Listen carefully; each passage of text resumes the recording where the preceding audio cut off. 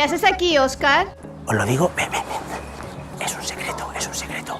Es una noticia secreto, venid. Pero no puedo contar todo. Aquí detrás tengo, ¿lo veis? Esta furgoneta es una food truck.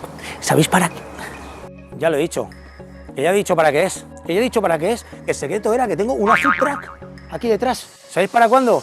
Para el próximo día 3 de junio, para la carrera solidaria siderúrgica de ArcelorMittal Sagunto, en la cual Patatas Bravas World va a colaborar. ¿Pero queréis verla? Venid, quédate aquí.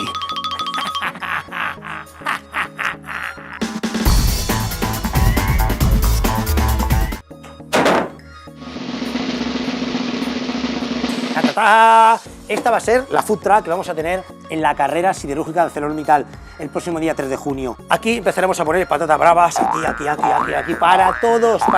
Hay 1.500 corredores, más 500 personas en familias, más algún gato que se ha cruzado por el camino y cuerpos pin que veo yo cuando voy a trabajar. Patatas bravas con una salsa, con la salsa nuestra, con salsa brava, con salsa aioli, con lo que queráis. Patatas Bravas World va a estar en el evento y además va a haber una tarta especial diseñada por las tartas de Alejandra. Tendremos un stand aparte de dulces, con una fuente de chocolate, con brochetas de fruta para que la gente pueda llegar después de correr, cuando vayan a correr.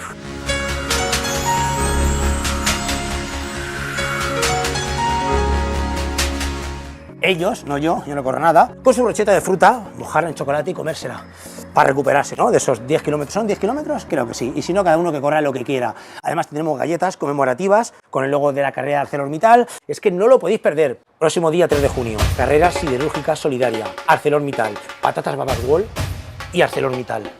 Patatas Bravas World y ArcelorMittal. Bravas, dulces y todo. Hasta luego.